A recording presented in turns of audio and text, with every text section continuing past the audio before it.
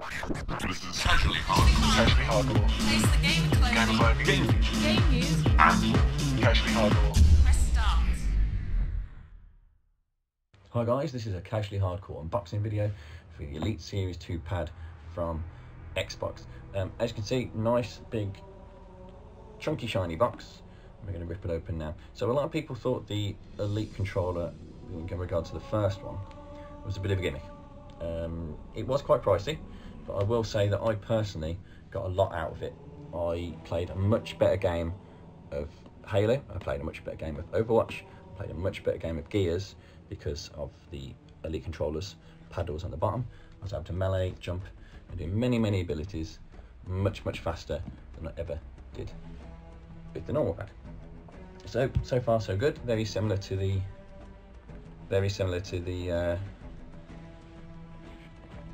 first Elite controller. I don't think we're going to have much of a difference in packaging. So it is it's very different aesthetically. The original controller, this is all a different colour, it's a little bit more silver, a little bit more sort of chrome in its design shape. I will point out that these straight away feel better here. So I had about 5 Elite controllers. The main problem I had with I'd say 3 of them was that this part here would always come off with sweaty hands or clammy hands or gripping. It seemed to like melt the glue inside and it would lose its structure, and this would just come off. And I did have a few that had problems with the paddles. Now these actually feel a lot stiffer, which is a good thing, because some of the paddles you would do this and the paddle would move. It would like flick back and forth. But now it's a very solid design. So again, we've got the extra modes here for different pad combinations. There's now 3, and before there was 2. We've got obviously connections here for your stereo headsets and your headsets. And the most noticeable thing, no battery. First pad that Xbox have made, you can actually put nothing in it other than just the battery they've given you. No more AA batteries, no more buying plain charge kits. We'll see if that works out for them, because obviously PlayStation have this. You never hear any problems. If you do have a problem with this controller, I don't think you're going to be very happy sending it back. So it's a bit of a double-edged sword. So again, the design of the pad, very similar to the first one. There's not really much different. You've got the adjustable sticks, you've got the adjustable D-pad. Bit of a better design than the original D-pad, of course. You've got the extra axes and curves. I know fighting game fans really enjoy that, because obviously they can sweep the thumbs over and make those Hadoukens and fireballs and other maneuvers all better. We've got a small button here, which I believe is for the different settings. Yep, there's the 3 there. Feels very different from the first one, but the main difference is the grip here. It is much better than the first one, much better. I don't feel like there's a seam. I feel like it's all part of one pad, where the other one you felt like this, well, what it was just a rubber grip they'd put on. So the pad, there's not really much to say. It's very similar to the first one. We've got the extra settings in the back here. So let's put the pad aside and have a look at what goodies they've given us.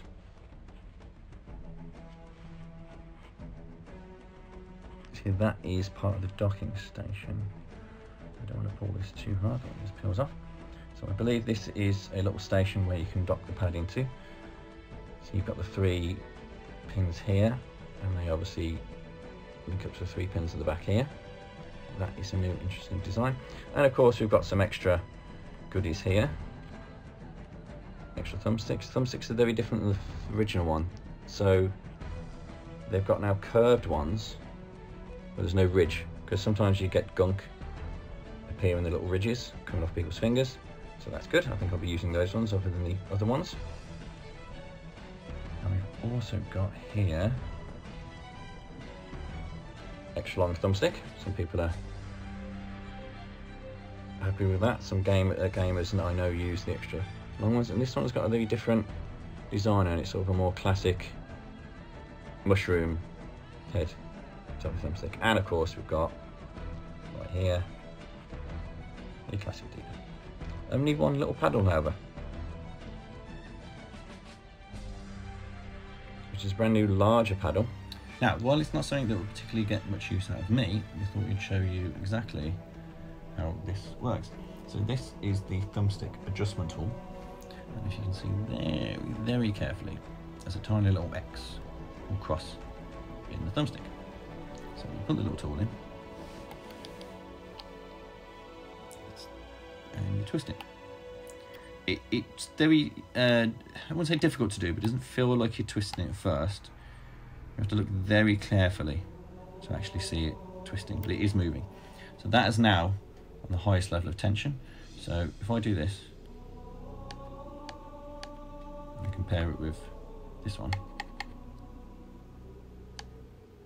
there is a distinct difference, which is probably difficult to come across in video, but you can feel, especially when turning it, there's a massive difference in the tension. This would obviously relate to games like Halo and first-person shooters.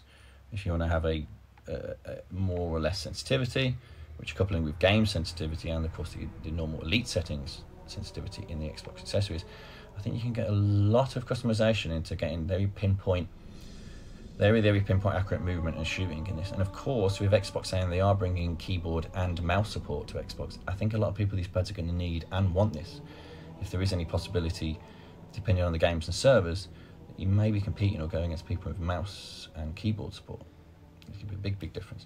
So that is the adjustment tool. Again, not really something I believe I'm going to get much use out of personally, but I know friends who play Halo, they're probably going to be tweaking this all the while to try and get the best option as possible. Just put a little back. So it's actually magnetised into the docking station. I don't know if you can see that, but there's some resistance. If I turn that there and pull, you see the docking station is coming up with it. Let's have a look at the docking station actually. So yeah, we've got a micro USB there. It's a nice little docking station. It's very similar, I think, to the docking stations you see with Apple products and some products where you can just place it on the little mouse pad. That's very good. So I'll tell you what I'll do. We will show off the case out. And obviously, I don't think your pad's going to be spending much time in the case. I, however, am quite particular, so I do keep mine tucked away in the case like that. So the first thing I said when I opened the new controller was to immediately point out the difference between the designs. So we've got my new Elite Pad 2 here, and we've got, of course, a standard Elite Pad here. First thing you'll notice, of course, is the colour, the shine that's coming off the Elite Pad 1. There's so much shine coming off these because of the metallic nature. You don't get that in the Elite Pad 2. If we take the thumbsticks off, both of them, there's obviously a bit more shine and on the chrome effect and the metallic effect you get on those. So again, and that's purely a preference, but again, we'll see how people feel about that. If I turn it up slightly, we'll see that there is a textured grip on the top of the ones at the back here, and obviously on the Elite Pad 1, nothing. So again, I think some people will have a preference over which one they prefer. This has got a bit more of a plasticky feel to it. This one's a bit more metallic. It's quieter as well. So I think for those people playing late at night, that might be a little issue as well with noise. So again, back to the pads here. So now if we look at the back of the pads, again, first thing we notice is the colour difference on the sides of the pads where the grips are. You've got this rubber textured grip here.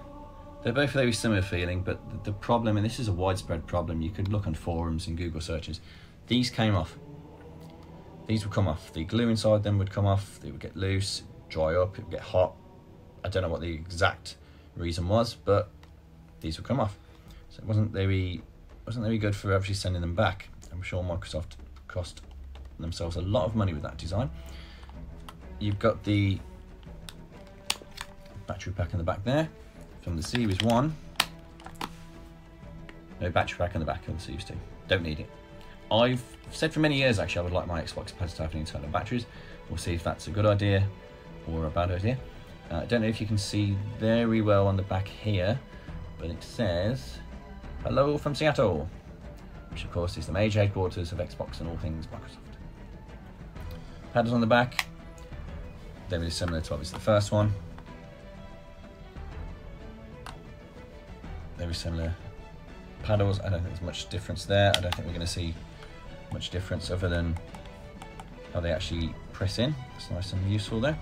So what we would also show you on the back of the first pad, you've got the settings here, which is there's only 2. On the back of this pad, you've got 3, and these of course are the triggers. I have a friend who plays Halo. He says these are a godsend to him. Again, not something I do, but he loves it because, for example, this is a tiny bit faster than doing this.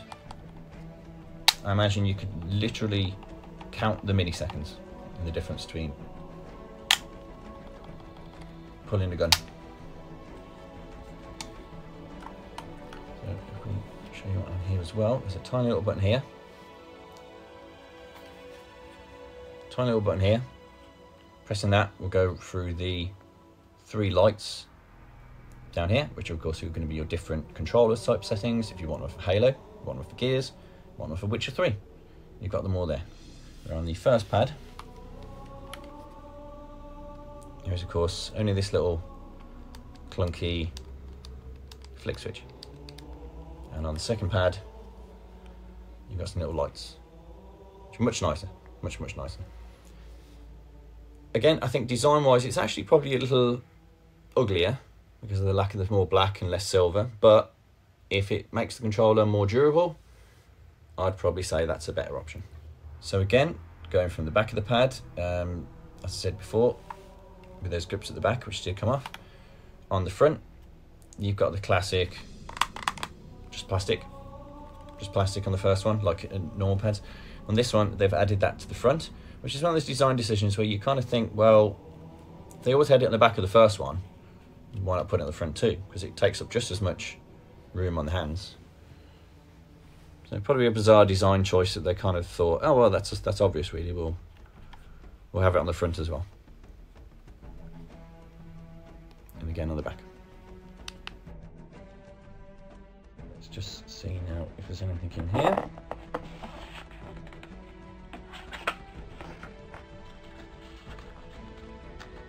No, it doesn't look like we've got any extra paddles, which is very interesting. However, which is another first, I believe that is a USB-C. I do not believe that is a micro. Yep, it's a USB-C, which is obviously, hopefully, going to be the industry standard for TVs, internet cables, USB, your iPhone, your Samsung phone, PlayStation, anything. Hopefully, we live in a world where everybody uses this cable for literally everything. From your TV to your DVD player to your game consoles to your chargers, that will be pretty nice. So now let's see what we've got in here. There's your instruction manual.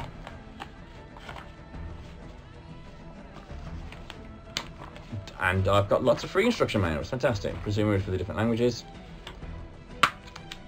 It's an instruction manual and a warranty guide. I don't think we need any for that. But oh, look in here. Ultimate Game Pass. Ultimate Game Pass code redeemed for 14 free day trial. I've got it for about 2 years. So do you know what? Anyone watching this, knock yourself out. There's 14 days of Ultimate Game Pass for you. So we'll pop all this back now. Again, I don't think it's particularly exciting. Unboxing is good. It's incredibly similar to the first pad. Obviously, the pad itself is the main difference. Just move this all out the way. But obviously, the big difference there is we've got USB-C. We've got the magnetization for the controller for the docking station, so it can be charged while docking, which is a clever idea because if you've just spent £160 on a pad, which I'm sure a lot of people are going to say, why have you spent £160 on a controller? You get one for 30, 40, 50, even £20 if you get an official third party one like Mad Catz and brands like those. I do think a docking station is a good idea. I mean, you don't want it sitting around. You don't want it dropping. You don't want it falling off anything. It's a good thing to include. Very good thing to include. I'm just going to show you lastly as well. What we've got here is a very interesting addition as well. As I was just saying, if you bought an expensive controller, I don't think any controller in any other format is expensive. It's only like elite PC gamers have expensive kit like this.